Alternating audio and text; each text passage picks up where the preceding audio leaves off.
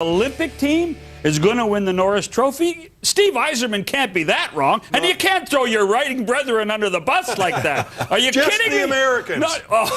Geez, that's going to go well when it gets down to the States. What do you mean? It's already there. That's what satellites are for. Yeah. The interesting thing is that I think there are a lot of players that really are in this list. And I'm going to throw three out there right now. Three guys that did make the Canadian Olympic team. The first one is Shea Weber, the Sycamoose BC product. He has had an outstanding season, and he's been great at both ends of the ice. And then what about Chris Pronger? Everybody thought he was too old to play in Philadelphia. And if there's any bright light for the Flyers right now, it's Pronger. And finally, the guy who I think the torch has been passed to in this league, Duncan Keith. He's only 7 points behind Mike Green and truly is the dominant force on the Blackhawk blue line. And my gut says Duncan Keith's going to win this. Not only will he have a Norris Trophy, but he's got that gold medal around his neck. Plus 33 for Mike Green on a Washington Capitals team. Though. Easy to do when you got those guys scoring goals. Yeah, at least raise the point. There was a time this year where he didn't start very well. His numbers weren't there. He really picked it up. He started to feel the pressure. He didn't have a good playoff last year. We know he was injured.